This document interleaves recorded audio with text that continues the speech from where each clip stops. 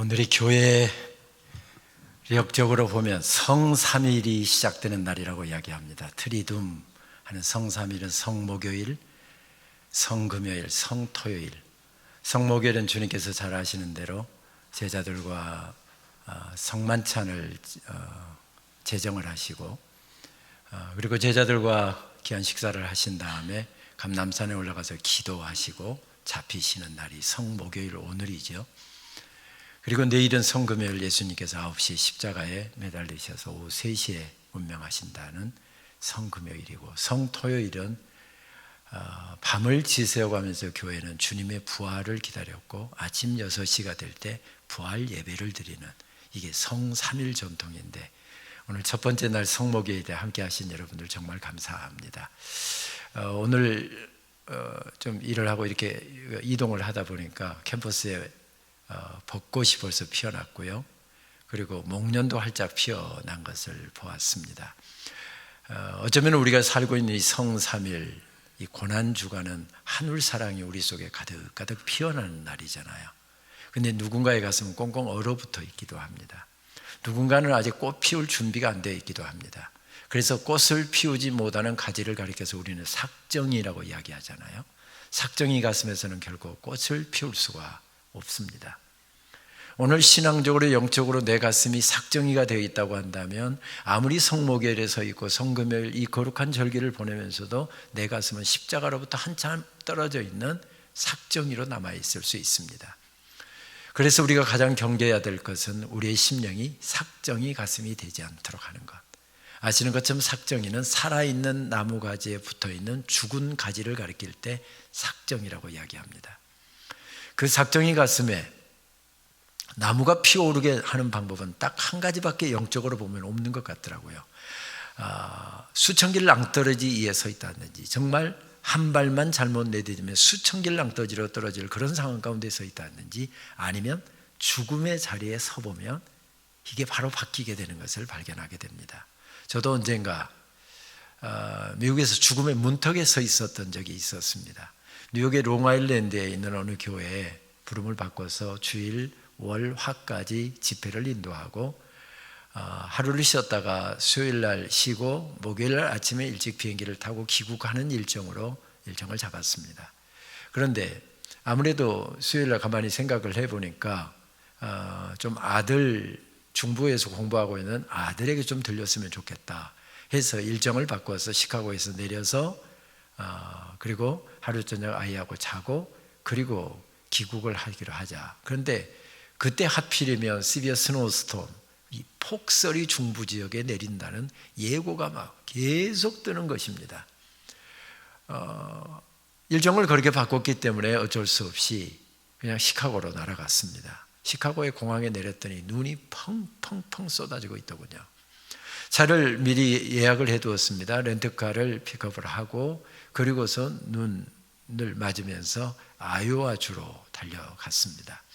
그리고 눈을 맞으면서 그렇게 아이오와에 도착해서 하루 저녁 아들하고 같이 보낸 다음에 거의 눈이 얼마나 많이 왔는지 거의 1m 정도가 쌓여 있었습니다.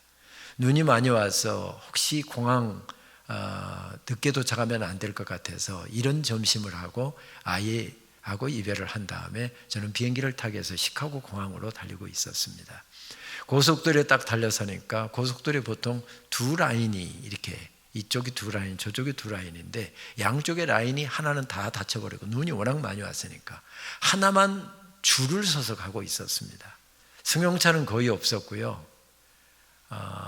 대륙간 이동하는 그 바퀴 18개 달린 이런 대형 트럭이 앞서거니 뒤서거니 하고 가고 있었습니다. 제 앞에도 저런 대형 트럭이 서 있었고 제 뒤에도 저런 대형 트럭이 서 있었습니다. 천천히 속도 20km도 못 내고 빙판길이니까 조심 그렇게 가고 있습니다. 정상적으로 달리면 한 130km 정도 달리면 4시간 거리인데 이렇게 천천히 달리니 한 8시간은 가야 될 것 같습니다. 혼자서 운전해 가면서 할 게 없잖아요. 그래서 찬송도 부르고 이렇게 하면서 가고 있는데 여러 승용차들이 좌우에 빠져 있는 겁니다. 눈길에 미끄러져 갖고 그게 갓길에 박혀 있는 것입니다. 그래서 심심하니까 할 것이 없으니까 찬송 부르면서 한 대, 2대, 3대, 160대, 161, 162, 165, 166, 167까지 세웠는데 168번째 차가 제가 되고 말았습니다.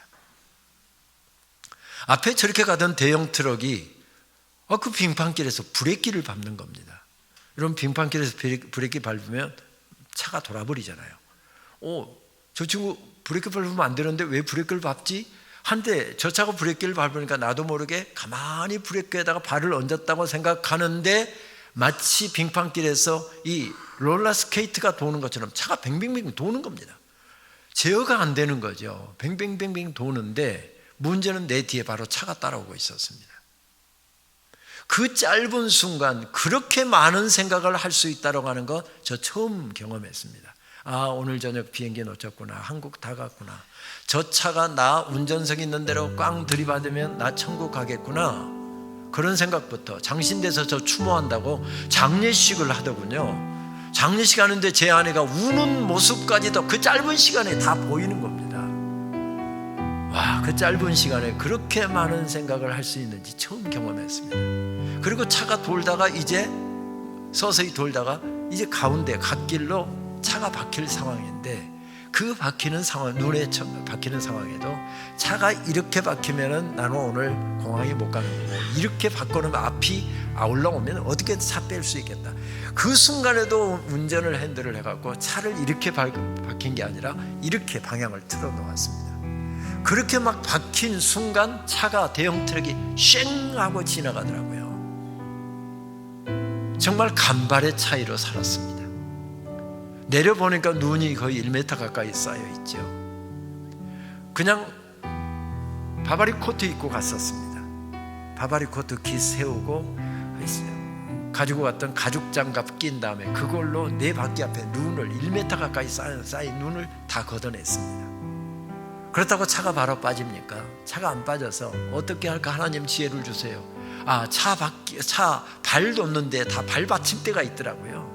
그걸 꺼내갖고 내 바퀴에다 놓고 앞으로 뒤로 수십 번을 한 다음에 고속도로로 차를 딱 올렸습니다. 차가 박히고 난 다음에 차를 끌어올리기까지 1시간 반이 지나갔더라고요. 그리고서 이제 시카고로 달리는데 찬송이 완전히 다르더군요. 롱아일랜드의 교회에 맨하탄 음대에서 공부하러 온 사람들이 많아서 전도용 CD를 만들었다면서 CD를 하나 선물을 주더라고요. 그래서 CD의 찬양을 쭉 듣다가 한 찬양이 유난히 은혜가 돼서 그 찬양을 계속해서 반복해서 나오도록 장치해놓고 가고 있었는데 그 찬양 듣다가 뱅글뱅글 돈 겁니다. 그러다가 차 가까스로 끌어올렸습니다. 그리고 시카고를 향해서 다시 차를 운전해 가는데 그 찬양이 계속해서 반복해서 나오는 것입니다. 아까 말씀드렸던 것처럼 속도도 낼 수 없으니까 한 대, 두 대 이짓하면서 가고 찬송 따라 부르기도 하고 그렇게도 하고 그렇게 하고 갔다가 죽음의 문턱에 딱 벗어나서 찬송을 나오는데요. 찬송이 완전히 달랐습니다. 그때 들었던 찬양은 이런 찬양이었습니다. 다 표현 못해도 나 표현하리라. 다 고백 못해도 나 고백하리라. 다 알 수 없어도 나 알아가리라. 다 닮지 못해도 나 닮아가리라. 그 사랑 얼마나 아름다운지, 그 사랑 얼마나 날 부욕해 하는지, 그 사랑 얼마나 크고 놀라운지를, 그 사랑 얼마나 나를 감격하게 하는지, 그 사랑 얼마나 아름다운지, 그 사랑 얼마나 날 부욕해 하는지, 그 사랑 얼마나 크고 놀라운지, 그 사랑 얼마나 나를 감격하게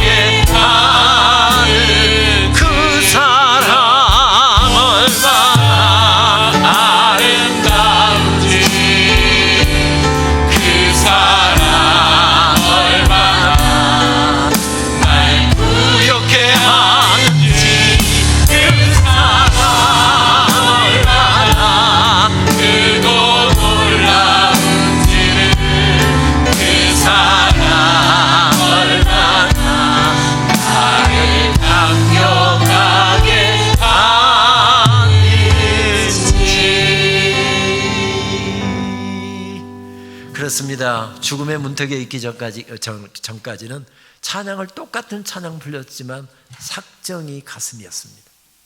그러나 죽음의 문턱을 딱 통과하고 나서 살았구나, 한국 갈 수 있겠구나, 장례 지금 안 치러도 되겠구나, 죽음의 문턱에서 딱 벗어나니까 삭정이 가슴이 감사로 가득한 것을 발견할 수 있었습니다. 오늘 우리는 하늘사랑의 폭포수처럼 쏟아지는 그런 놀라운 시간에, 놀라운 자리에 서 있습니다. 여기서 딱 두 그룹으로 나눈다고 한다면 여전히 삭정이 가슴, 또 한 그룹은 나 같은 죄인 살리시기 위해서 주님께서 이렇게 귀한 사랑을 나에게 허락해 주셨구나, 온 가슴으로 깨닫면서 내가 어찌 그 사랑 잊으리, 내가 어찌 그 사랑 잊으리, 영원히 그 사랑을 잊지 않으리라, 이런 가슴으로 하나님 앞에 찬양하고 눈물로 감사 올려드리는 이런 그룹으로 나눠줄 수 있을 것입니다. 어떤 사람은 가운데 양다리 거칠고 있는 사람도 있을 것입니다. 오늘 우리는 말씀 속에서 그러한 사람들을 좀 추적해 보기를 원합니다. 그 말씀을 계속해서 묵상하고 추적할 때 오래전 기억 하나가 떠올랐습니다. 언젠가 연초에 북미 예전학회, 미국과 캐나다 그리고 아시아권, 유럽권에 있는 학자들 한 500명 정도가 모여서 예배를 연구하는 예전학회에 참석하기 위해서 미국에를 갔습니다. 그리고 공부하고 있는 아이들과 좀 시간을 보내기 위해서 한 달의 미국 일정을 잡았습니다. 어떻게 제가 미국에 온다는 것을 알고서 이곳저곳에서 이민교회에서 집회 부탁을 해왔습니다. 미국의 이민교회는 보통 집회가 금요일날 저녁에 시작합니다. 그리고 토요일날 저녁, 주일, 설교가 3번밖에 안 됩니다. 조금 많이 하는 교회는 토요일날 새벽 기도회를 해서 설교가 4번 정도 됩니다.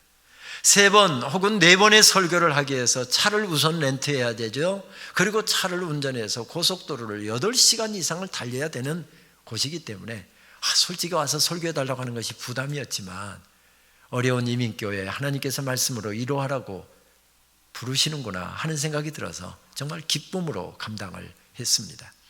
그런데 미국에 머무는 동안 세 교회에서 매 주마다 한 번은 이 교회에서, 그 다음 주는 이 교회에서 집회를 3번을 계속 연결하는데 놀랍게도 그 지역이 많은 거리로 떨어져 있었는데 다 연결되어 있는 것을 발견할 수가 있었습니다. 그리고 그들이 놀랍게 주님을 사랑하면서 섬겨갔는데 그 사랑 이야기도 다 연결되어 있는 것을 보고 전율을 느꼈던 적이 있었습니다. 첫 번째 갔던 교회는 조지아주 애틀랜타에서 8시간을 운전해서 달려간 노스캐롤라이나의 랄리라고 하는 도시에 있는 교회입니다. 듀크 대학교와 노스캐롤라이나 주립대학이 있는 교육도시이기도 하죠. 집회를 인도하는 중에 정말 우연히 교회가 시작된 이야기를 전해 듣게 되었습니다. 1970년대 초에 인천의 미군 부대에서 운전수로 일하던 사람이 교회가 이렇게 아름다운 건축을 하는데, 1970년대 참 가난하던 때 아닙니까? 교회를 건축하는데 교회가 건축원금이 참 많이 필요한데 자기가 건축원금을 얼마 할 수가 없더랍니다. 그런데 미국에 가서 똑같은 미군 부대 운전을 하면 돈을 3배, 4배를 받을 수 있다는 이야기를 듣고서 노스캐롤라이나로 이분이 돈 벌러 온 것입니다. 정확히 이야기하면 돈 벌러 온 것이 아니라 교회 건축원금 마련하려고 미국까지 온 것이었습니다. 그런데 이분이 언제 한 달여 정도 지낸 다음에 교통사고로 세상을 떠났답니다. 그때 미국에 이민자들이 그렇게 많지 않은 70년대 많지 않은 시대잖아요. 갑자기 한국 사람이 돈 벌러 왔다가 교통사고로 돌아가셨는데 거기에 주변에 있는 한인들 몇 사람 도움을 받아서 장례를 치르게 되었고, 장례를 치르면서 은혜를 받은 사람들이 우리 성경 같이 좀 읽자, 성경 같이 공부하자, 이렇게 해서 모여서 성경 공부로부터 시작해갖고 이 교회가 시작됐다는 것입니다. 이름도 모르고 얼굴도 모르는 분, 정말 주님의 교회를 건축하기 위해서 미국까지 건너왔다가 젊은 나이에 교통사고로 그렇게 세상을 떠난 그분이 하늘의 미랄같이 떨어져서 이 아름다운 교회가 세워졌구나 하는 이야기를 들으면서 감동이 되었습니다. 그렇게 집회 마치고 돌아왔습니다.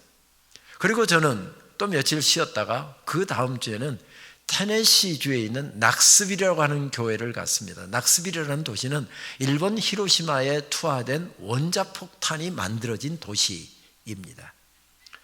거기에 있는 낙스빌 한인교회 가서 집회를 인도하다가 이렇게 식사 시간에 옆에 식사 대접하시는 장로님, 연세가 지긋해 보였습니다. 그 장로님하고 이렇게 저렇게 하다가 목사님 지난주에는 어디서 말씀 전하셨습니까? 그래서 예, 제가 노스캐롤라이나 랄리 한인 장로교에서 말씀을 전했습니다.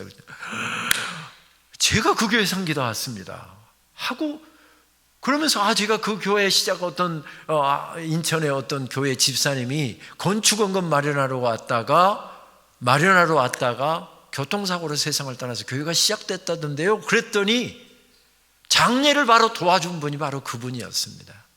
이야기를 종합해 보니까 미국 경찰에서 갑자기 한국 사람이 세상을 떠났습니다. 이 사람 연락처도 없고 아무것도 없고 하니 어떻게 가족들에게 연락할 방도를 찾으려고 수소문하다가 노스캐롤라이나 주립대학교의 공과대학의 공대의 교수로 있는 한인이 한 명 있다는 소식을 듣고 미국 경찰이 전화를 왔답니다. 그러면서 이분이 이렇게 세상 떠났는데 장례가 진행될 수 있도록 한국의 가족들하고도 연락 좀 취해주고 도와달라. 그런데 놀랍게 그 노스캐롤라이나 주립대학 교수님이 바로 그 장로님이었습니다. 아니 장로님은 어떻게 낙스빌에 와 있습니까? 했더니 거기에 테네시 주립대학이 있는데 테네시 주립대학에서 이분을 석자 교수로 특채를 해서 테네시 주립대학 공대 교수로 오게 됐다는 것입니다. 그때 그분의 가슴이 뜨거워져서 테네시 주립대학에 공부하고 있는 한인 학생들, 유학원 학생들을 모아놓고 성경 공부를 자기 집에서 시작했는데 그래갖고 낙스빌 한인 장로교회가 시작이 되었다는 겁니다. 이 장로님이 제가 그 내용을 알고 있으니까 흥분해서 막 얼마나 이야기들을 자세하게 알려주는지, 목사님 잠깐 여기 계세요, 제가 얼른 집에 갔다 오겠습니다 하고 막 집으로 달려가시더니 빛과 소금에 그분이 쓴 기사를 카피를 해갖고 저한테 그걸 전해주더군요. 그 장로님이 전해주었던 빛과 소금에 쓰여진 그 기사 내용을 제가 일부만 좀 읽도록 하겠습니다. 1973년 더위가 기승을 부리던 8월 어느 주말 한 사람이 우리 집을 방문했다. 남루한 작업복 차림에 나이는 중년이 넘어 보였다. 그는 성경책과 찬송가를 팔에 끼고 현관을 들어서는데 서로 인사를 나누자마자 기도를 하는 것이었다. 내 눈에는 낯설고 의아한 풍경이었다. 식사를 함께 나누면서 여러 가지 이야기를 나누었다. 15년간 인천의 미군 부대 트럭 운전사로 근무하였고 인천의 한 교회 집사 직분을 맡아 일하다가 미국에 왔다고 했다. 형편이 어려워서 가족들은 한국에 두고 혼자 왔다고 했다. 그 후 나는 여러 번 그를 만났다. 교통법규를 한국말로 번역해서 공부하도록 해주었고 특별히 부탁해서 통역으로 도와 운전면허 시험을 치를 수 있도록 했다. 시험에 합격한 다음 우리 집에 찾아와 나를 붙잡고 감사 기도를 하는데 나의 눈시울이 뜨거워질 정도로 간절한 기도였다. 초등학교밖에 못 나온 사람이 어떻게 성경을 줄줄줄 외워가며 저렇게 유식한 말로 기도할 수 있을까? 의구심을 금치 못했다. 당시 나는 미국 주립대학교 교수로 있었고 아내의 권유에 못 이겨 한 달에 한 번 정도 교회에 나가면 잘 나가는 사람이었다. 장모님의 성화에 못 이겨서 결혼하기 위해서 2년 전에 세례를 받았지만 예수님이 누구인지 나는 전혀 모르고 있었다. 그로부터 한 달 후 어느 주말에 그분은 나를 찾아와 현금을 내주면서 인천에 교회 주소를 주면서 교회로 송금을 부탁했다. 인천에 있는 가족들의 형편을 잘 알고 있었기에 그 돈을 왜 가족들에게 보내지 않고 교회에 보냈느냐고 야단을 쳤다. 가족들은 하나님께서 돌봐 주실 것입니다.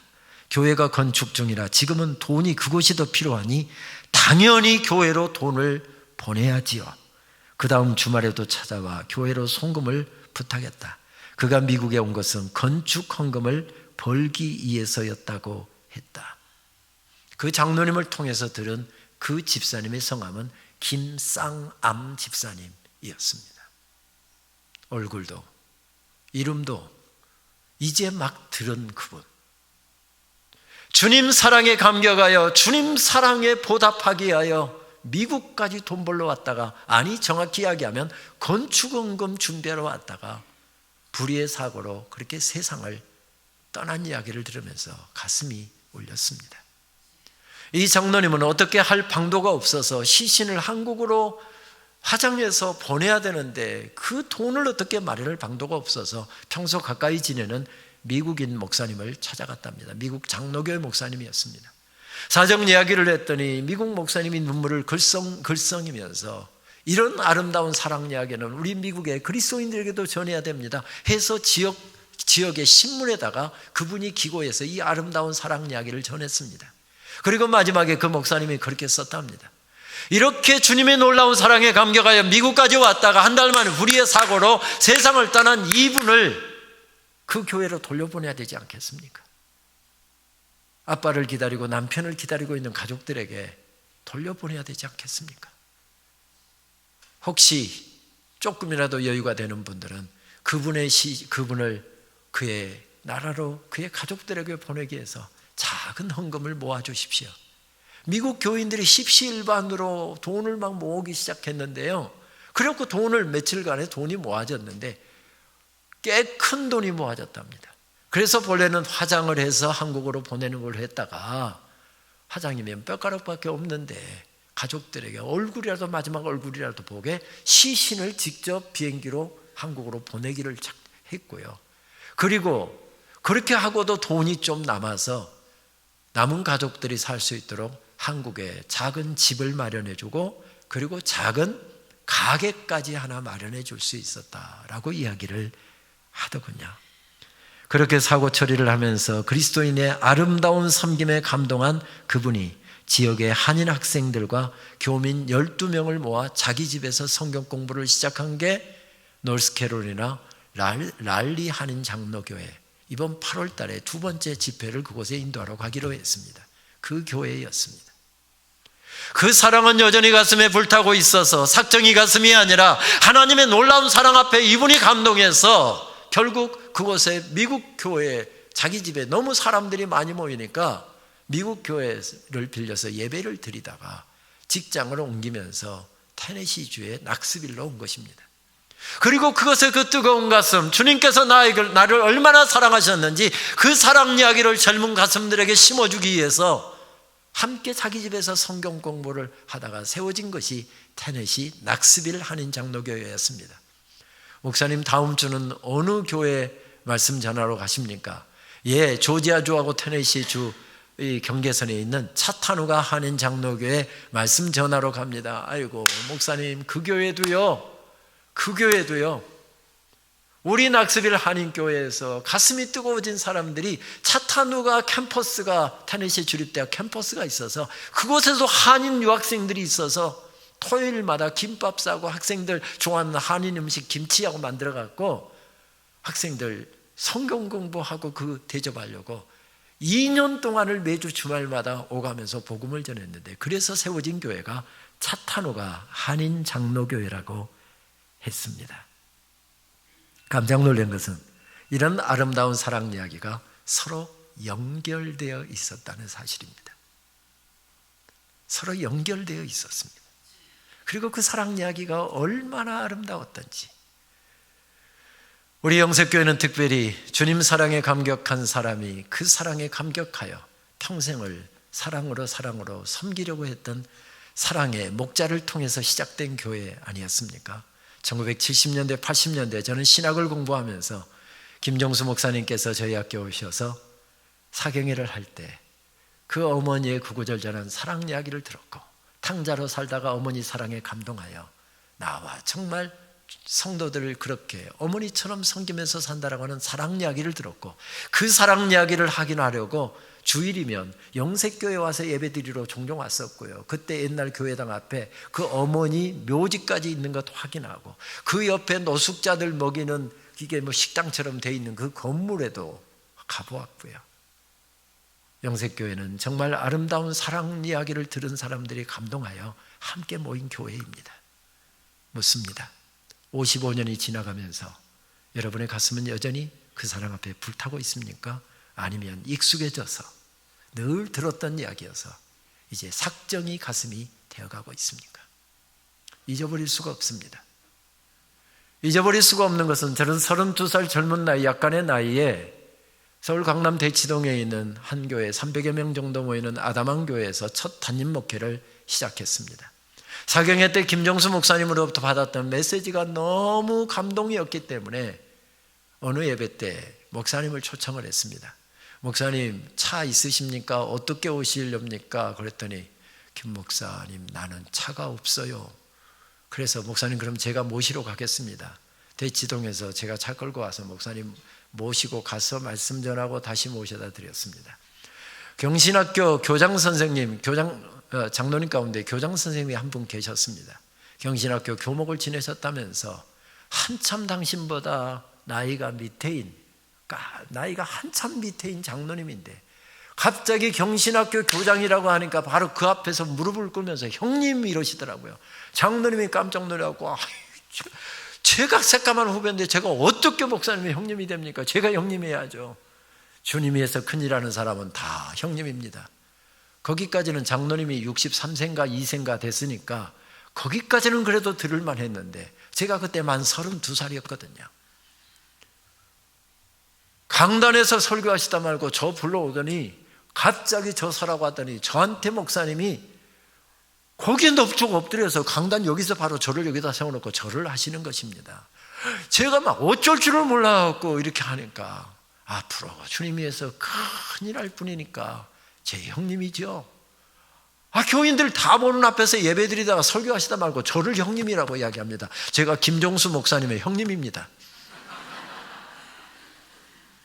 이런 사랑의 이야기로 우리는 모였잖아요. 그런 사랑 이야기에 감격해서 우리는 지난 55년 동안 여기까지 달려왔잖아요. 오늘 마가복음 14장 말씀에도 그 사랑에 감격한 사람들이 모여있는 그 사람들의 사랑 이야기입니다. 그런데 그 사랑 이야기를 보면 누구의 가슴은 정말 불타오르듯이 꺼질 줄 모르고 불타오르고 있는가 하면 어떤 사람의 사랑은 냉랭하게 식어버린 삭정이 가슴인 것을 발견하게 됩니다. 마가가 우리에게 들려주는 사랑 이야기는 참 아름답습니다. 이 사랑 이야기는 너무 아름다운 사랑 이야기에 복음서 기자들이 다 공통적으로 이 사랑 이야기를 전합니다. 그런데 사랑 이야기가 약간씩 다릅니다. 약간씩 다른데 다 서로 연결되어 있습니다. 마가의 기록은 마태의 기록과 아주 유사합니다. 마태복음 26장에 나오죠.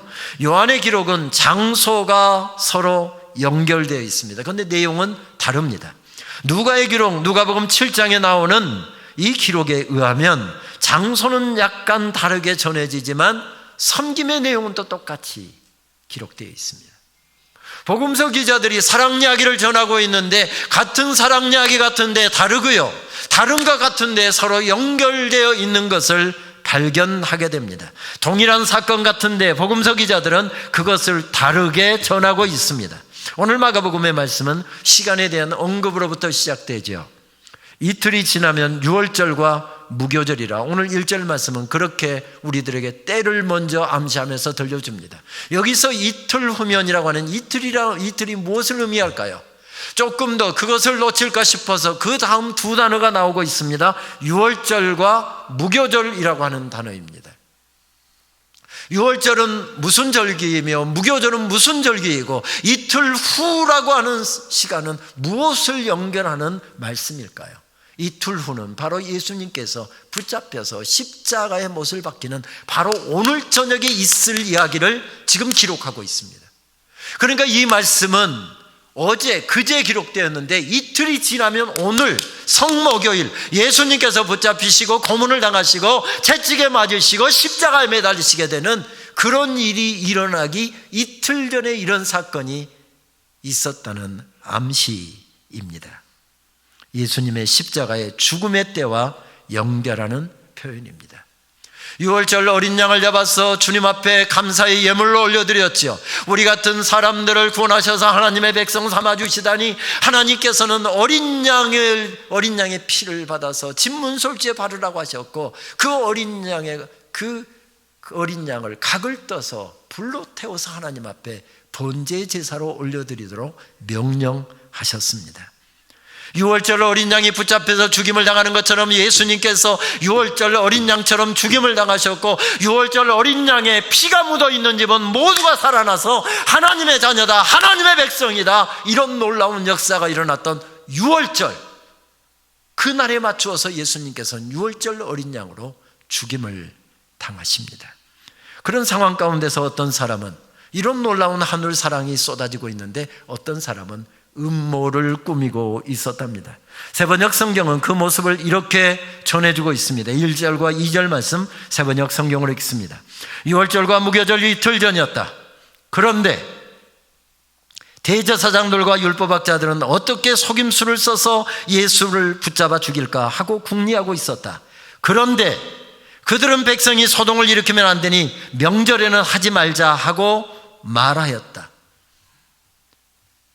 다시 말씀드리면 유월절과 무교절, 하늘 사랑이 쏟아지는 이 놀라운 절기에 그 놀라운 사랑이 그들의 머리에 쏟아지고 있었고, 그들의 가정에 쏟아지고 있었고, 그들이 섬기고 있는 교회에 쏟아지고 있는데, 그들은 그 놀라운 사랑이 쏟아지고 있는데 무엇을 했답니까? 예수님을 붙잡아 죽일 음모를 꾸미고 있었답니다. 그것을 강조하기 위해서 세번역을 번역한 사람들은 그런데라고 하는 단어를 반복해서 사용합니다. 하늘 사랑이 쏟아지고 있었습니다. 그런데 예수님께서 당신의 심장을 터뜨리셔서 우리를 구원하시기 위하여 하늘 사랑을 폭포수처럼 쏟아부어 주셨습니다. 그런데 이런 말씀입니다. 조폭들의 이야기인가요? 불량배들의 이야기인가요? 깡패들의 이야기인가요? 아니었습니다. 하나님을 믿었고 하나님의 말씀을 연구했고 고고했던 종교 지도자들이었으며 신학자들이었고 지금으로 치면 목사들이었습니다. 그런 사람들이 이렇게 예수님 사랑을 거절하고 있습니다. 무엇 때문이었습니까? 그냥 싫었습니다. 사람들이 너무 좋아하는 것도 싫었고요, 그렇게 많은 사람들이 그를 추종해서 쫓아다니는 것도 싫었고요, 그렇게 많은 사람들이 기적을 일으키는 것에 그냥 현혹돼 갖고 아예 입을 못 다물고 있는 것도 싫었고요, 그냥 싫었습니다. 이것이 가장 중요한 이유였습니다. 생각 같아서는 당장 없애버리고 싶었습니다. 그런데 나쁜 일을 행하면서도 그들은 그런 데가 연결되고 있습니다. 왜 못 잡아 죽였답니까? 사람들이 우리를 나쁘게 평가할까 싶어서, 아니 사람들이 우리를 축출하려고 밀란이 날까 싶어서 그렇게 못했답니다. 하나님께서 무엇을 말씀하시는지, 하나님께서 무엇을 원하시는지, 하나님의 뜻이 무엇인지 묻고 찾는 그것이 있습니까? 없습니다. 하나님의 눈치를 보는 것이 아니라 사람의 눈치만 보고 있습니다. 여기에서 하나님을 향한 두려움이 있습니까? 없습니다. 하나님의 뜻을 구하는 마음이 있습니까? 없습니다. 하나님께서 놀랍게 사랑하셔서 보내주신 하나님의 독생자를 영접할 마음이 있었습니까? 없었습니다.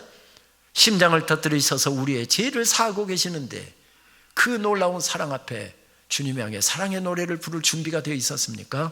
없었습니다. 우리도 늘 조심해야 할 일입니다.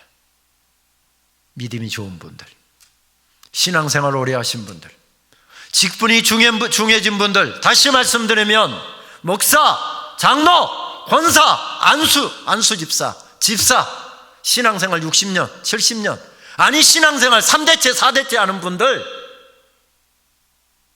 조심해야 된답니다. 조심해야 된답니다. 욥의 친구들에게서 우리는 바로 그런 특성을 보지 않습니까? 주님 십자가로 걸어가실 때 십자가 곁에 서 있었던 종교 지도자들에게서 그런 모습을 보지 않습니까? 가룟 유다, 예수님께서 그렇게 많은 사랑을 주셨고 귀하게 여겼던 가룟 유다에게서 우리는 그런 모습을 보지 않습니까? 여기서 우리는 믿음의 기만성과 믿음의 가식성과 믿음의 타락성과 믿음의 변질 가능성까지 보게 됩니다.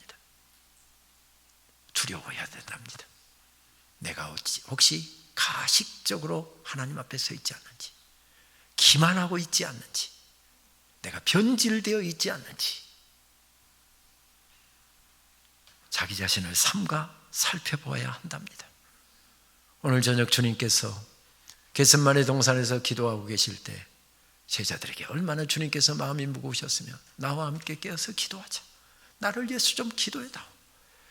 근데 제자들이 너무 피곤해서 다 졸았답니다. 저도 오늘은 유난히 일정이 많은 날이어갖고요, 아침 조찬, 새벽에 일어나서 아침 조찬부터 시작해서 여기 달려오기까지 잠시 틈도 없이 막 그렇게 뛰다 달려왔습니다. 제자들의 이유가 왜 없었겠습니까?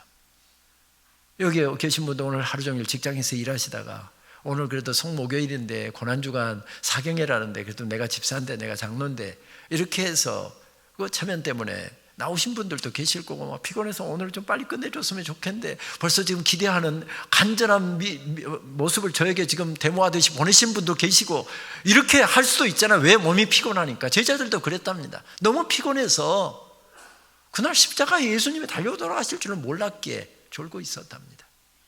그러다가 그렇게 졸다가 베드로 예수님 3번이나 부인하잖아요. 부활하신 주님 만나고 난 다음에 베드로야 내가 나를 사랑하느냐 물으시는 주님의 말씀 듣고 주여 내가 주를 얼마나 사랑하려고 몸부림치면서 살았는지 주님이 더 잘 아시잖아요. 그런데 제가 워낙 약하고 부족해서 언제 또 넘어질지 모르는 저의 약함을 주님은 그것도 아시잖아요. 주께서 아시나이다. 그렇게 디베라 바닷가에서 부활하신 주님 만나고 나서 베드로는 주님의 사랑에 감격하여 평생을 믿음으로 걸어가잖아요. 그런데 베드로가 그냥 가능했을까요? 수많은 박해와 어려움 가운데 주님 당하셨던 그 고난을 당해야만 걸어갈 수 있는 그 믿음의 길, 그도 무너지지 않으려고 얼마나 발버둥쳤습니까? 그 발버둥쳤던 모습을 옛날 다윗과 요나단이라고 하는 찬양팀이 부른 친구의 고백이라고 하는 찬양이 그 사실을 우리들에게 잘 보여줍니다. 지난 6월절 저녁 성찬 때 주님과 함께 마시던 핏잔,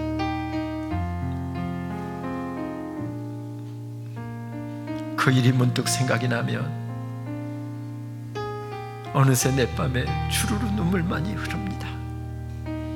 수없이 많은 사람들 위해 당신이 바친 고귀한 희생, 영원히 당신과 함께 있고파 사랑의 십자가를 맞이하네.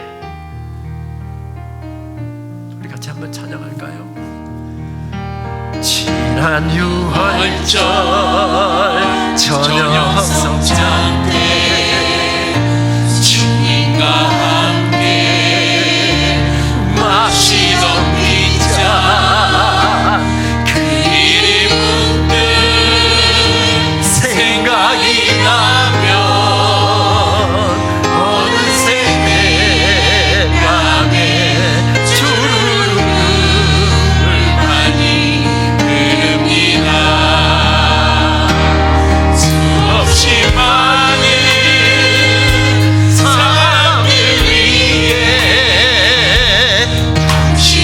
수없이 많은 사람들 위해 당신이 바친 고귀한 희생, 영원히 당신과 함께 있고파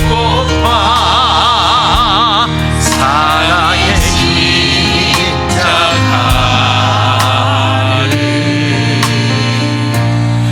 맞이하네. 지난 6월절 저녁 성찬 때 주님과 함께 마시던 빗잔, 그 일이 문득 생각이 나면 어느새 내 뺨에 주르르 눈물만이 흐릅니다. 하나없이 많은 사람들 위해 당신이 바친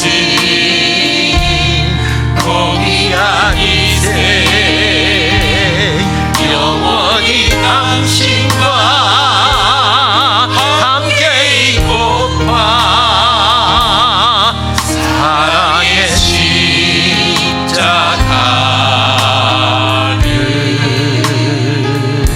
맞이하네. 할렐루야. 한 번은 넘어졌습니다. 한 번은 실패했습니다. 그러나 다시는 넘어지지 않겠다고, 다시는 변질되지 않겠다고, 다시는 잘 믿는 척 차면 때문에 신앙생활에 나가는 그런 것이 아니라 주님처럼 나도 스프랑크 니조마이 예간장이 녹는 그런 마음으로 주님을 사랑하고 죽어가는 것들을 사랑하고 주님 사랑하는 것들을 사랑하고 그렇게 살겠노라고. 그렇습니다. 베드로가 이를 앙다물고 살았을 때 그는 결국은 주님처럼 십자가에 못 박혀 죽어야 되는 그 순간에도 결코 무너지지 않지 않습니까? 그렇습니다. 주님의 놀라운 사랑은 쏟아지고 있었고요, 사람들은 자기 가고 싶은 길, 자기가 원하는 길, 자기가 편안한 길을 찾아가고 있었습니다. 그런데도 예수님의 사랑의 여정은 계속되고 있었습니다. 어떤 사람들이 무엇을 관심하고 어떤 것을 하려고 하고 있는지 그것에 마음을 두고 산 것이 아니라 오직 당신을 전부를 주셔서 저 죽어가는 죄인들을 어떻게 살릴 수 있을 것인가, 거기에만 온 마음을 두고. 가룟 유다가 배반했다. 이놈아, 내가 너를 얼마나 아꼈는데 베드로야, 어떻게 너까지 무너져 내릴 수 있어? 베드로가 무너져 내리고 제자들이 다 도망가고 혼자 남아 있어도 그런 것에 마음을 두신 것이 아니라 어떻게 하면 저 죄인들을 구원할 수 있을까? 어떻게 아버지의 뜻을 이룰 수 있을까? 거기에만 온 마음을 두고 달려가고 있습니다. 주님 그렇게 달려가고 있을 때 주님 사랑하셨던 제자는 음모를 꾸밉니다. 가룟 유다는 예수님을 팔 궁리를 하고 제자들은 주님과 최후의 만찬을 갖게 될 것입니다. 그래서 마가는 오늘 10절부터 순차적으로 그 사건들을 열거하고 있습니다. 제자들은 주님의 사랑 이야기도 그 마음도 십자가의 사랑도 제대로 이해하지 못한 채 주님께서 당신의 몸을 찢어주듯이 당신의 혈관을 터뜨리셔서 죄인들을 살리시게 하여 주시는 그 핏잔과 그 주님의 몸을 알지도 못한 채 그냥 받아 마시고 있습니다. 받아 먹고 있습니다. 그리고 그들은 철저하게 모든 것을 알지 못한 채 십자가 앞에 서 있습니다. 그리고 베드로는 주님을 부인하고 떠나갈 준비를 하고 있습니다. 그래도 주님께서는 묵묵히 그 사랑의 길을 걸어가고 있습니다. 그런데 오늘 말씀을 보게 되면 아주 특징적인 말씀 하나가 3절 말씀입니다. 3절은 베다니에 전에 나병에 걸렸던 적이 있었던, 한센병에 걸렸던 적이 있었던 사람이 예수님의 은혜로 고침을 받은 것 같습니다. 죽을 병에 걸려서 허덕이고 있을 때 주님께서 나를 불쌍히 여기셔서 어제 저녁 혈류병 걸린 여인을 고쳐주신 것처럼 이 한센병 환자를 고쳐주셨답니다. 주님의 은혜로 새 살이 되었습니다. 새 삶이 되었습니다. 완전히 새로운 몸이 되었습니다. 그래서 주님을 초청해서 그의 집에서 식사를 대접하고 있었답니다. 얼마나 아름다운 모습입니까? 정말 아름다운 모습입니다. 주의 사랑을 받고 주의 은혜로 구원받은 다음에 깨끗하게 된 다음에 주님을 향해서 감사를 표하고 있는 베다니 시몬이라는 사람, 참 아름다운 모습입니다. 그런데 그도 여기서 또 다른 사건 앞에서 무너져 내리고 있는 것을 발견하게 됩니다. 그때 한참 식사 대접을 하고 정말 자기 만족감에 취하고 예수님께서 맛있게 드시는 것을 보면서 역시 내가 대단한 사람이야, 그래도 내가 괜찮은 사람이야 하고 자부심을 갖고 있는데 한 여인이 갑자기 끼어들었답니다. 향유 옥합을 가져오더니 예수님의 발에다가 그 향유 옥합을 부었답니다. 그 아름다운 헌신을 보고 어떤 사람들은 화를 냈답니다. 불평을 했답니다.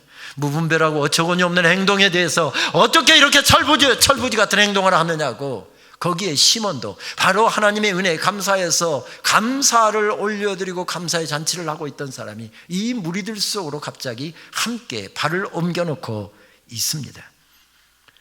어떤 사람들은 정확한 분석과 판단력을 통해서 그 향유값이 얼마가 되며 그 향유를 이렇게 썼으면 얼마나 좋았겠는가라고 하는 정확한 분석과 판단까지 하고 있습니다. 평소에는 생각하지 않고 살던 가난한 사람들도 생각해냅니다. 그러나 그 속에 믿음의 기만성이 자리 잡고 있고 가식성이 자리 잡고 있는 것을 우리는 찾아낼 수가 있습니다. 4절에서는 마가는 그들을 그 어떤 사람들이라고 표현합니다. 근데 마태의 기록, 마태복음 26장을 보게 되면 마태는 그 어떤 사람들이라는 단어에서 조금 더 좁혀서 제자들이라고 지칭을 합니다. 요한복음 기자는 조금 더 좁혀가더니 바로 그 사람이 가룟 유다라고 이렇게 좁히고 있습니다. 지금 복음서 기자들은 무명의 사람으로부터 시작하여 제자들 그리고 가룟 유다로 계속해서 좁혀가고 있습니다. 그러면서 이렇게 좁혀가면서 제일 마지막에는 무엇을 이치시킵니까? 우리를 이치시킵니다. 아니, 나를 이치시킵니다. 놀라운 사랑의 헌신 앞에서 제자들도 무너져 내리고 시몬도 무너져 내리고 가룟 유다도 무너져 내리고 우리들도 무너져 내리는 그 무리 가운데 서 있을 수 있음을 암시적으로 말씀하고 있습니다. 그런데 주님은 그런 나를 사랑으로 덮어주셨답니다. 그런데 주님은 나 같은 죄인을 그냥 묵묵히 사랑으로 그냥 덮어주셨답니다. 그 놀라운 사랑 때문에 우리가 평화를 누립니다. 그 놀라운 보혈의 공로 때문에 담대하게 하나님 앞에 나와서 하늘의 대주제가 되시는, 천지의 대주제가 되시는 하늘 하나님을 향하여서 아빠 하고 외칠 수 있게 되었습니다. 보혈을 지나 하나님 품으로, 보혈을 지나 아버지 품으로, 보혈을 지나 하나님 품으로 한 걸음씩 나아가네. 무엇 때문이었습니까? 예수님의 보혈 때문에. 예수님의 보혈 때문에. 지금은 애들도 컸고 저도 이제 교수 연구실에서 총장실로 집무실이 바뀌어서 좀 상황이 달라졌습니다만은, 전에 학교 제가 교수 사택에 살고 있을 때 제 아이들이 나이 차이가 좀 있어서 큰 아이는 중학생, 두 아이들은 초등학생이었습니다. 학교에서 조금만 걸어오면 아빠 연구실이 있습니다. 연구실이 몇 호인지 압니다. 학생들도 수없이 찾아오는데 항상 전화하고 미리 약속을 하고든지 약속하고 오면서도 이렇게 노크를 하고, 교수님 시간 내주셔서 감사합니다. 1시간만, 아니 30분만 이렇게 항상 이렇게 하고 시간 내주셔서 감사합니다 하고, 제가 손님 오면 대접하려고 작은 냉장고에다가 음료수 시원하게 넣어놓은 거 그거 꺼내주면 교수님 감사합니다 이렇게 마십니다. 저를 제일 가까이에서 도와주는 조교도 제가 꺼내주지 않으면 절대 냉장고를 열지 않습니다. 아니, 열 수가 없습니다. 그런데요, 저희 아들놈들은 딱 연구실에 올라오는데 노크도 안 하고 문 탁 열어 제끼면서 당당하게 들어옵니다. 어떤 녀석이 노크도 안 하고 들어가고 딱 보면은 아빠 하고 서 있는 우리 아들놈들입니다. 그리고 오면 제일 먼저 냉장고부터 조사를 합니다. 지가 좋아하는 맛있는 게 있는지 하고 지 마음대로 꺼내서 먹고 마시고, 그리고 갈 때는 양손에 들고 나갑니다. 그래도 제가 아무 말도 안 합니다.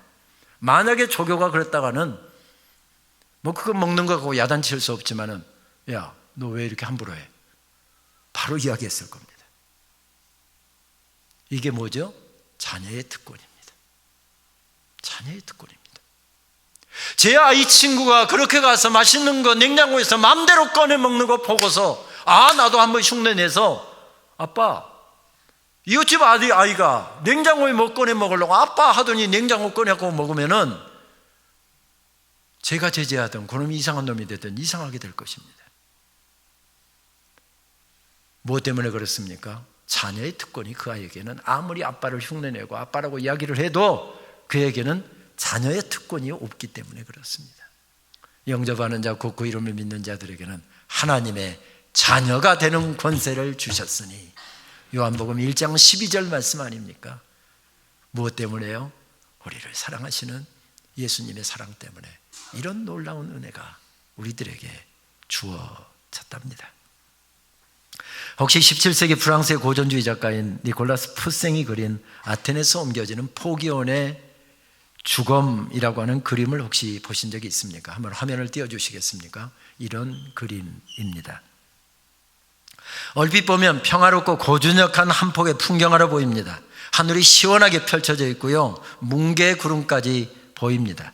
멀리는 산과 언덕도 보이고요, 나무와 냇물도 보입니다. 고급스러운 중세 건물들의 모습도 아기자기하게 어울려져서 그 풍경에 멋을 더해주고 있습니다. 그 풍경 속에 그런데 사람들이 점점이 박혀 있는 것을 자세히 보면 찾아볼 수 있습니다. 모두가 자기 일에 분주합니다.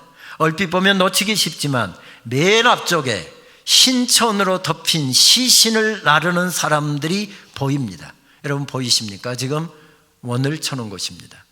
그러니까 저렇게 고즈넉한 풍경 속에 사람들이 주목을 하지 못하는데 제일 밑에 아래에 하얀 천에서 두 사람이 지금 시신을 옮기고 있는 장면이 그려져 있습니다. 제목에 등장하는 포기온이라고 하는 사람은 아테네의 의로운 장군이었습니다. 마케도니아 왕이었던 알렉산더 대제가 이집트의 나일강에서부터 시작해서 인도의 인더스강까지 어마어마한 정복 전쟁을 승리를 해서 그렇게 강한 영토를 마련하잖아요. 그와 대결을 해갖고 이긴 사람이 아무도 없을 정도였습니다. 그런데 알렉산더 대제가 이 포기온이 장군으로 있었던 아테네를 침공해 오게 된 것입니다.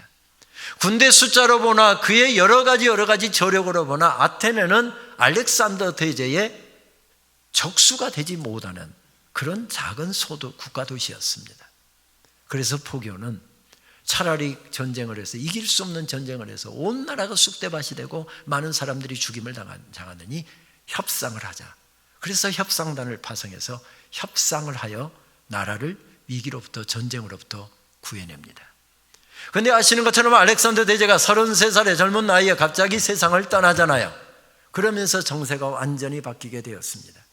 포기온에 정적들이 있었습니다. 민주당, 지금으로 보면 민주파라고 하는 그 정적들이었는데 나라를 팔아먹었다, 나라를 알렉산더 대제에게 스스로 갖다 바쳤다 하면서 역적으로 몰기 시작했고 결국은 역적의 누명을 쓰고 포기온은 정적들에 의해서 죽임을 당합니다. 그리고 그것으로 끝난 것이 아니라 그의 죽음은 아테네 땅에 묻힐 수가 없다라는 형벌이 내려집니다. 이 그림은 나라를 지키기 위해서 백성들을 보호하기 위해서 한 장군이 죽임을 당했는데 그 의로운 죽음, 이 의로운 죽음을 당한 포기온에 죽음을 옮기고 있는데 아무도 사람들이 관심을 하지 않습니다. 저 아름다운 풍경의 나라를 보존하기 위해서 그 사람들을 살리기 위해서 의로운 죽음을 죽었는데 그의 시신이 그의 나라를 떠나고 있는데도 아무도 관심을 보이고 있지 않습니다.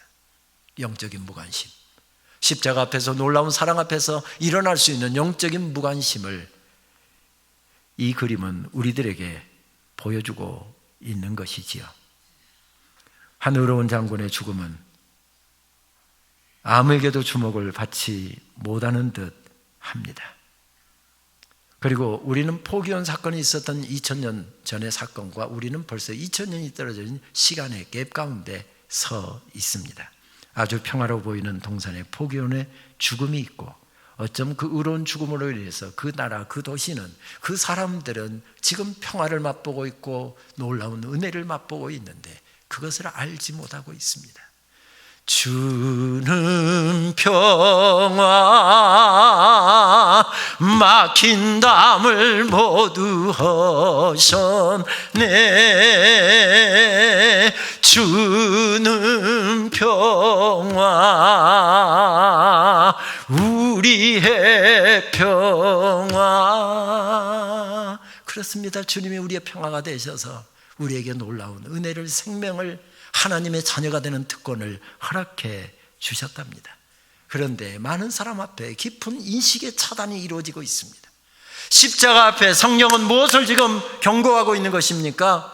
2024년도 주님이 오늘 저녁 당신의 핏잔을 당신들에게 나누어주고 스스로 붙잡혀서 깊은 기도 끝에 기도하시다가 스스로 붙잡혀서 십자가에서 당신들을 살리기 위하여 죽으시는데 당신은 그 사실에 대한 감격이 여전히 살아있습니까? 아니면 삭정이 가슴입니까? 인식의 차단이 일어나서 아무것도 아닌 것처럼 무관심 속에서 오늘 저녁을 보내고 내일을 보내고 아무런 의미도 없이 부활의 아침을 당신은 또 맞을 것입니까? 이 깊은 인식의 차단에 대해서 우리에게 경고하고 있는 것을 발견하게 됩니다. 그렇습니다. 지금 베다니 마을에서도 그런 일이 일어납니다. 예수님으로부터 큰 은혜를 받아서 죽을 병에서 살림을 받았던 시몬이라는 사람도, 그리고 제자들도, 그 주변에 있는 많은 종교 지도자들도 모두가 다 깊고 깊은 인식의 차단에 떨어지고 맙니다.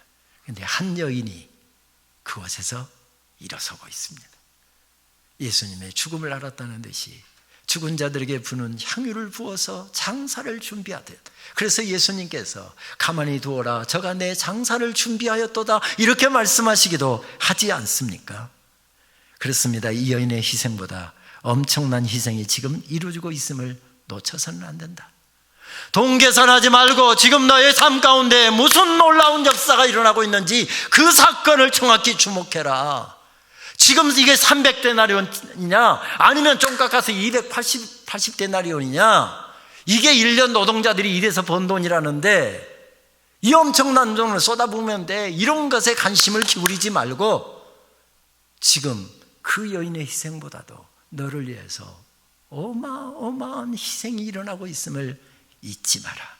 다른 것을 다 보면서도 지금 주님께서 지실 십자가의 사건을 놓치고 있다고 한다면 너는 지금 모든 것을 놓치고 있는 것이다, 그 말씀입니다.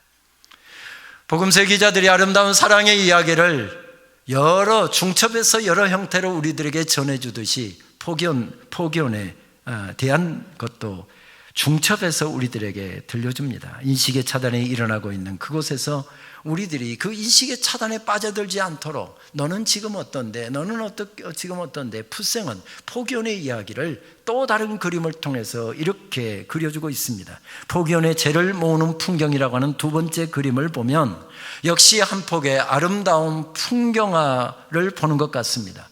포기원은 억울하게 죽임을 당했습니다. 죽음마저 아테네에 묻힐 수 없다는 형벌이 내려져서 불로 태워졌습니다.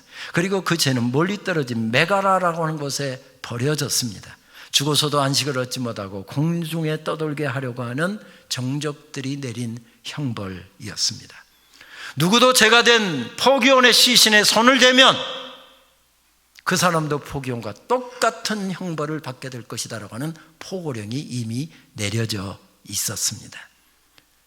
그래서 아무도, 포기원에 죄가 뿌려졌지만 아무도 접근할 엄두를 내지 못하고 있습니다. 그런데 이 명령을 어긴 사람이 있었습니다. 포기원의 아내였습니다. 그림을 좀 더 확대해서 보겠습니다. 그림의 밑단에 보면 이에 흰옷을 입은 한 여인이 무엇을 열심히 주워 모으고 있습니다. 남편의 죄를 지금 주워 모으고 있습니다. 그리고 그 옆에 보면 또 한 여인이 지금 망을 보고 있는데 두리번 자세히 앞 얼굴은 나타나 있지 않지만 뒷모습만 보아도 무엇인가를 열심히 두리번 지금 경계하고 있는 모습을 볼 수가 있습니다. 무척 겁을 먹은 모습입니다. 모든 풍경은 전부 입을 다물고 있습니다. 모든 것은 아름다워 보입니다. 그러나 모든 풍경은 어둡습니다. 그 어두움의 자리에서 한 여인이 남편의 죄를 담은 다음에 그 죄를 물에 타서 그걸 다 마셔버립니다. 남편이 더 이상 공중에 먼지처럼 떠돌지 않고 내 몸을 무덤 삼아서 내 속에서 안식하도록 남편의 죄를 다 끌어 모아서 물에 타서 그것을 마셔버립니다. 풋생은 하늘이 저렇게 높게 그린 것은 그런 아내의 사랑을 기린 것으로 보입니다. 정확히 이야기해서 지금으로부터 약 2300년 전 풋생은 한 사건을 끌어내어 이렇게 외치고 있습니다. 당신도 놀라운 사랑 앞에 서 있잖아요. 나라를 구하기 위하여 죽은 포기원처럼 온 세상을 구원하시기 위하여 십자가에 매달리시고 십자가를 앞두고 눈물로 기도하시는 그 주님의 십자가 앞에 당신도 서 있잖아요. 사랑은 가슴에 품는 것이랍니다. 말로 떠드는 것이 아니고 입으로 주절주절 대는 것이 아니고 사랑은 가슴에 품는 것이랍니다. 사랑하는 남편의 죄를 내 가슴에 품고 내 속에 거하도록 만드는 것, 나의 몸에 담는 것이랍니다. 그리고 그 사랑은 삶에 담아내는 것이랍니다. 그러면서 복음서 기자는 우리들에게 그렇게 말을 걸어옵니다. 아름다운 사랑 이야기를 들으신 여러분, 이제 여러분들의 사랑 이야기를 써내려갈 차례입니다. 여기 아름다운 사랑 이야기를 쓰고 있는 이 여인의 사랑 이야기를 한번 흉내내 보십시오. 향유옥합 깨뜨려 십자가에 놀라운 사랑을 베푸신 주님 앞에 모든 것을 쏟아놓는 이 여인이 가슴으로 품고 있고 삶에 품고 있는 사랑의 여인입니다. 너는 이제 어떤 사랑 이야기를 써내려갈 것인데, 마치 오늘 마가는 우리들에게 묻고 있는 것 같습니다. 아니, 지난 55년 동안 우리 한국교회 가장 아름답고 가장 모범적인 사랑 이야기를 써내려오신 우리 영색교회 사랑하는 장로님들, 안수 집사님들, 권사님들, 집사님들, 성도님들, 주님 다시 오시는 그날까지 우리 사랑 이야기는 계속해서 다 아름다워야 될 텐데, 주님의 십자가 앞에서 우리가 다시 물들고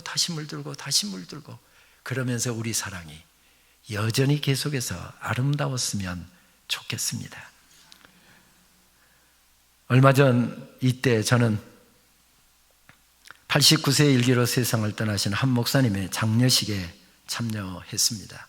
우리 교단의 증경 총회장을 역임하신 분이라 장례식은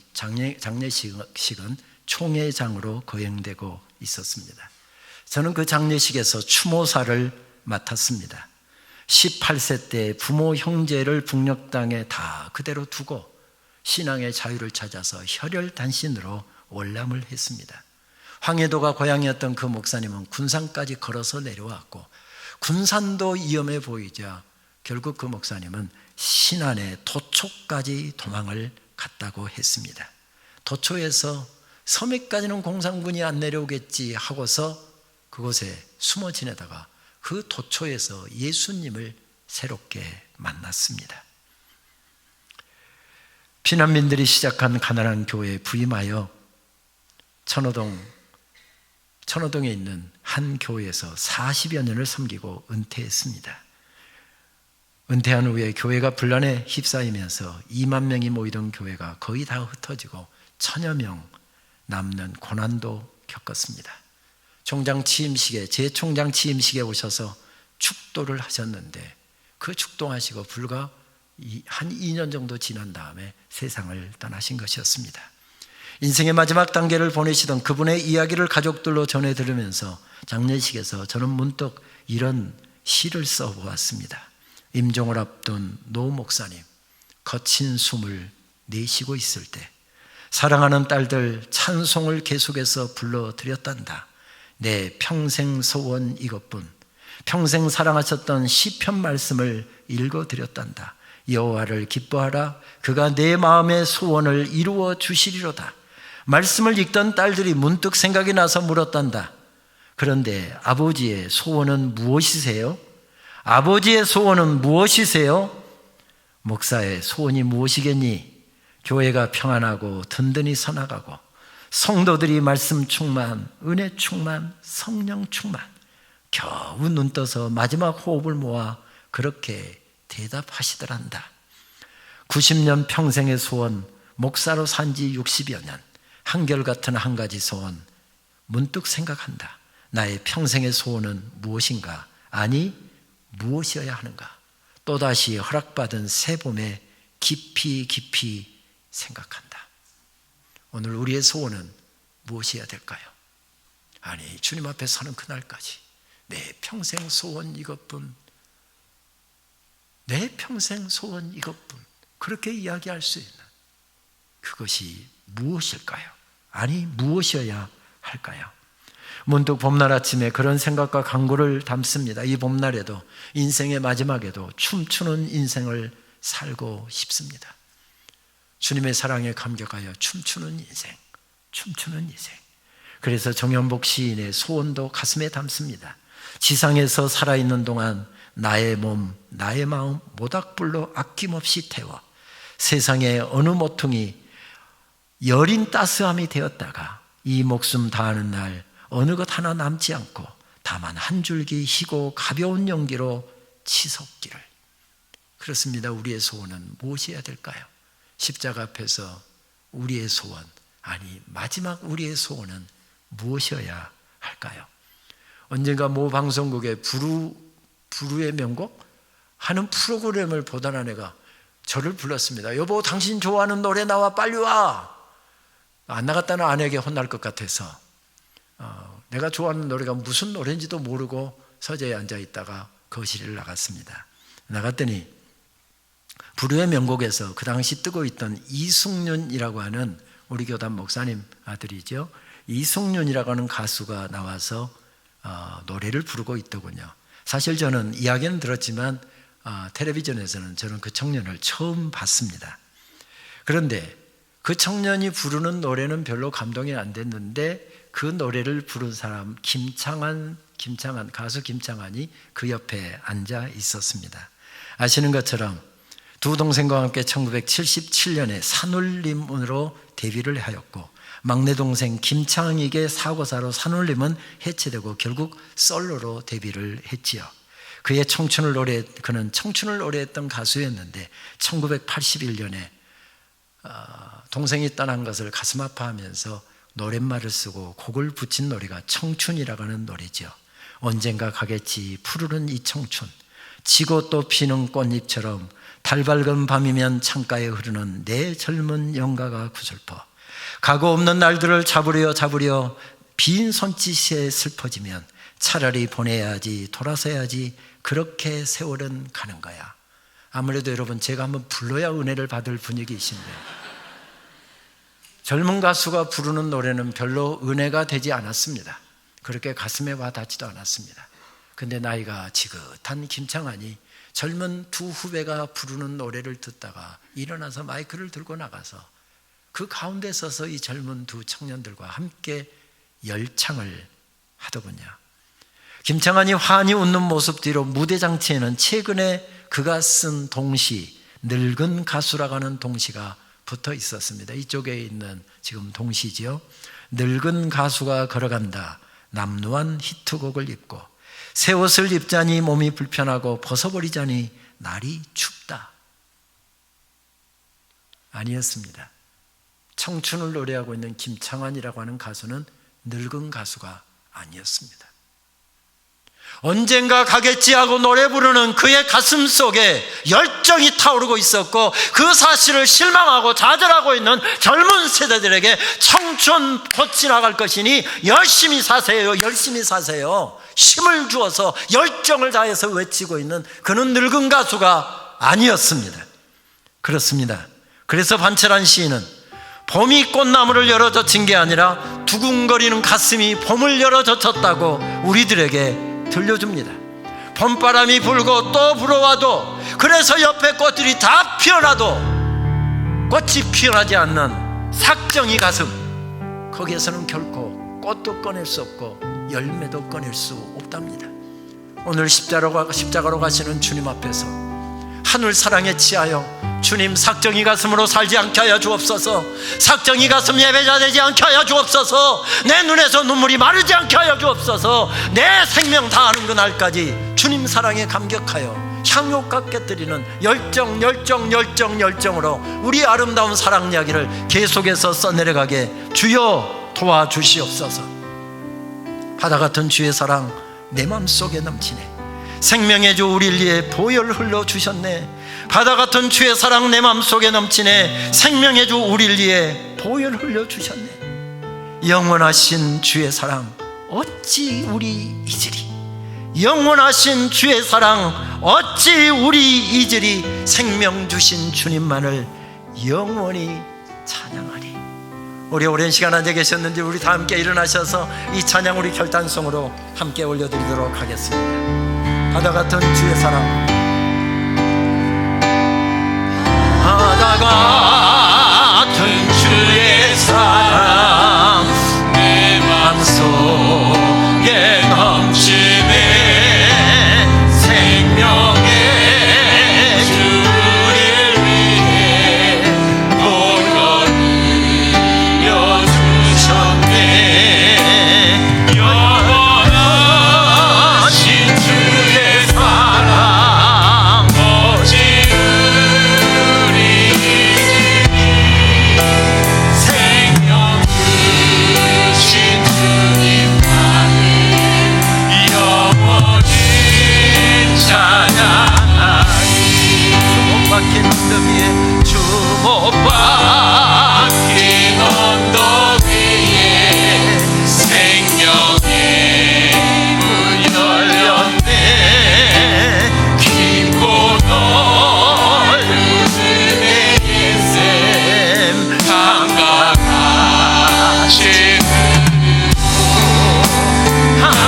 하나님의 자비하신 은가에 넘치네. 평강의 왕 주님께서 세상에 구속했네. 생명의 주 나를 위해 몸에 피를 쏟을 때 바다 같은 주의 사랑 주의 잠에 넘치네. 그 사랑 누가 잊으리. 그 찬양 누가 멈추리. 그의 사랑 그의 잠이 영원히 기억되리. 갈보리 그 언덕에서 깊은 샘이 넘치고 하늘 문이 다 열리며 그의 잠이 넘치네. 물결치는 주의 사랑 한없이 쏟아지고 하늘나라 평화 정의 죄악 세상 없이네. 우리 두 손을 드신 채로 우리 기도의 자리로 한번 나갔으면 좋겠습니다. 저의 평생의 기도,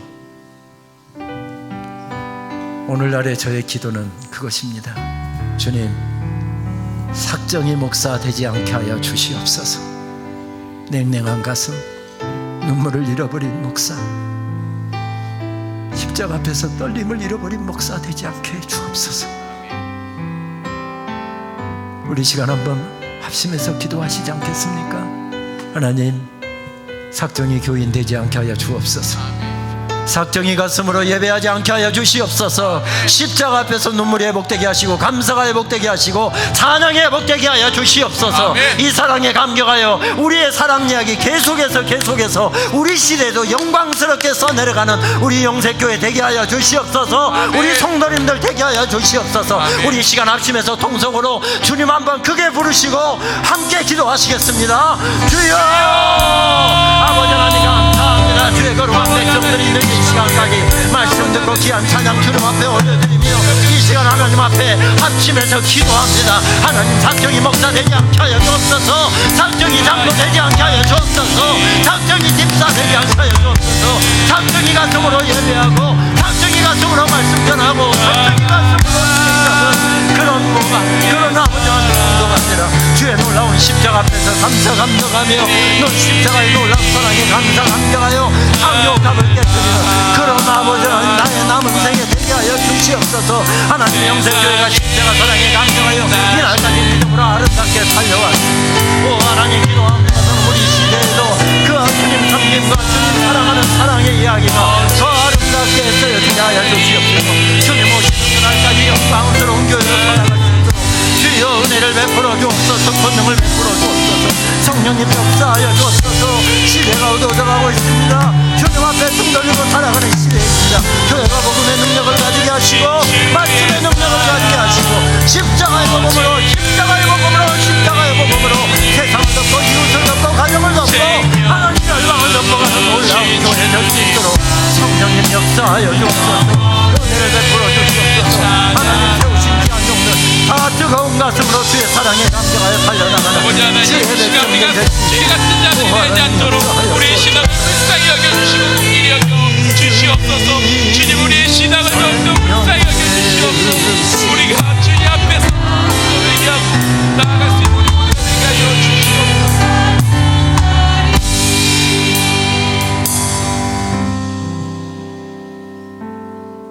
계속해서 기도하실 때에 하나님께서 이번 고난주간 사경회에서 영원하신 그 사랑 어찌 우리 잊을까 라는 주제로 말씀을 주셨습니다.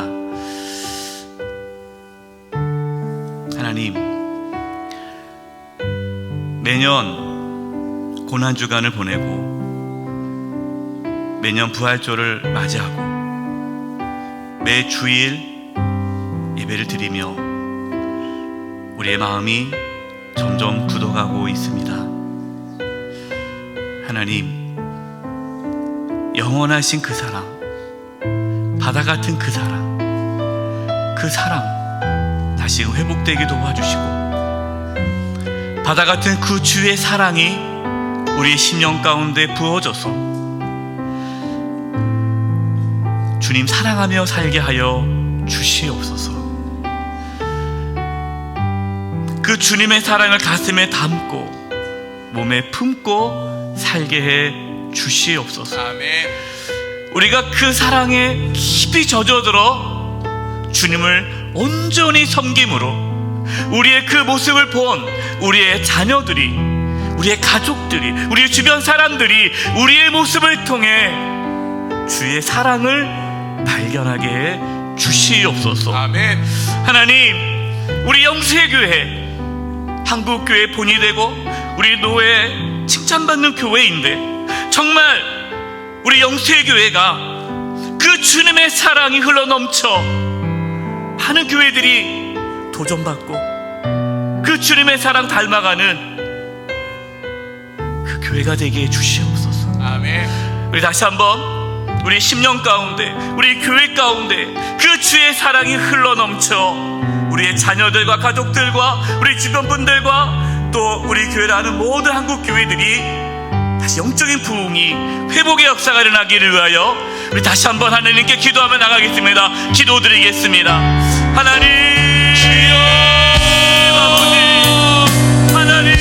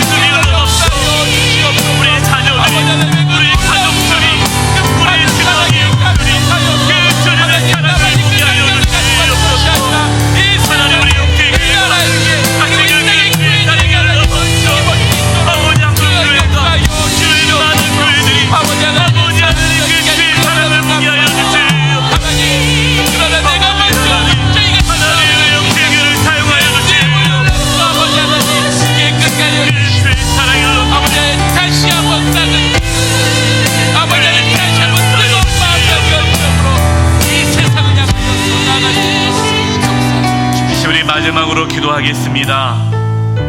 마지막으로 기도할 것은요, 우리 김운영 목사님 장로회 신학대학교 총장으로 하나님께서 세워주셨습니다.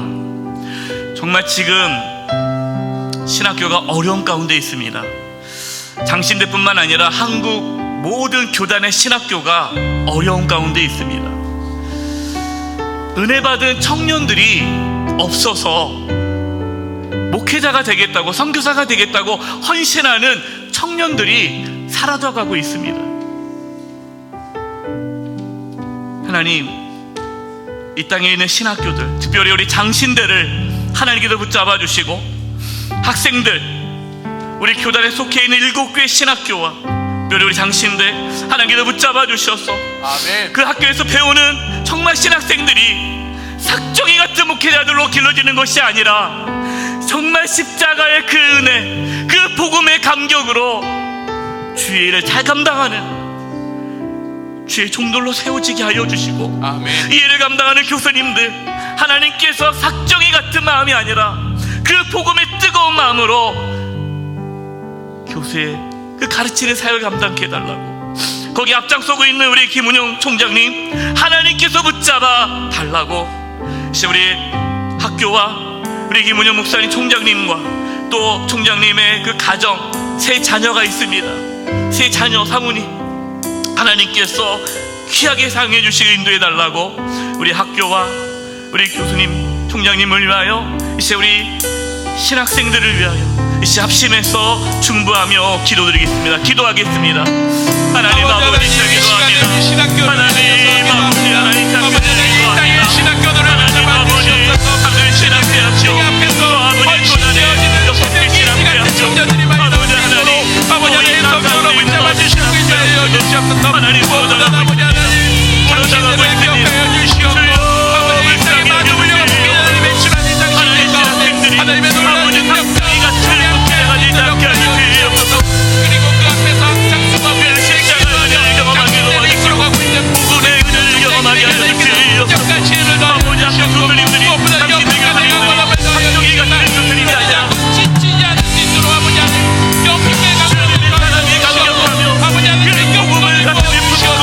아버지 하나님에게 복음을 더하여 주시옵소서. 힘으로써 아버지 하나님 아버지 모든 신학생들이 앞으로 아버지 목회자에게는 받아가는 모든 자들이 아버지 상종이 같은 목회자가 아니라 아버지 목회자가 세워지게 하여 주시옵소서. 하나님을 붙잡아 주시옵소서. 아버지 김은영 총장님, 아버지 한문나라로 붙잡아 주시고, 하나님을 뵙게 하여 주시옵소서. 귀하게 사용하여 주시옵소서. 아버지 새 자녀를 붙잡아 주시고, 하나님의 은혜가 있으시고, 학생들로 뿐만 아니라 아버지 놀라운 일들이 일어나서 주의 성장을 역하여 주시옵소서. 아버지 하나님께서 놀라운 능력으로 붙잡아 주시옵소서. 하나님 아버지, 이틀 동안 고난주간 사경회를 가질 수 있도록 은혜 주심을 감사합니다. 주님이 사랑하시는 우리 귀한 목사님 김은영 목사님 보내주셔서 영원하신 그 사랑 어찌 우리 잊을까라는 주제로 그 주님의 사랑을 깨닫게 해주심을 감사합니다. 모든 것이 은혜요, 한없는 은혜며 정말 하나님께서 우리에게 주셨던 그 주님의 놀라운 사랑을 가슴에 담고 몸에 품으며 그 사랑 이야기를 써내려가게 하여 주시옵소서. 우리의 삶을 통하여, 우리의 우리 교회의 모습을 통하여, 한국 교회의 모습을 통하여 많은 사람들이 주를 향한 그 뜨거운 사랑의 이야기를 계속해서 듣고 경험하며 만들어내는 역사가 있게 하여 주시옵소서. 하나님, 특별히 우리 김은영 총장님 붙잡아 주시고 정말 힘들고 어려운 시기에 총장의 직임을 감당하고 있습니다. 장신대가 또 우리 교단 7개 모든 신학교가 석정이 같은 그러한 목회자가 아니라 주의 사랑에 감격하며 그 복음에 감격하며 주를 위하여 모든 것을 바치며 나아가는 주의 종들로 세워져가는 역사가 있게 하여 주시옵소서.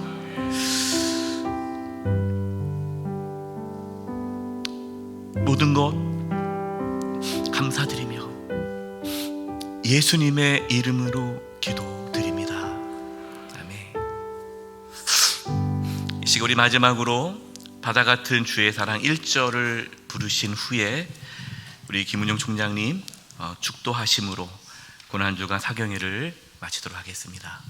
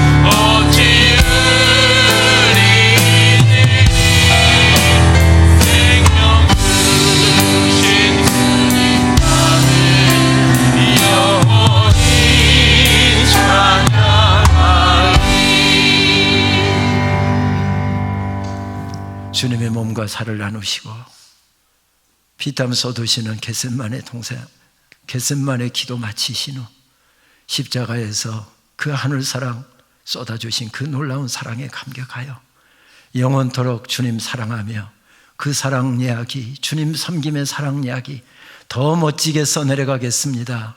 주님 앞에 다짐하고 이를 악물고 결심하고 그렇게 살기 위하여 삶의 자리로 나아가는 하나님의 이 사랑스러운 주의 자녀들 머리머리에 우리 주님 예수 그리스도의 은혜와 하나님 아버지의 크신 사랑하심과 성령님의 교통하심이 이제로부터 영원토록 함께 계시기를 축원하옵나이다. 아멘.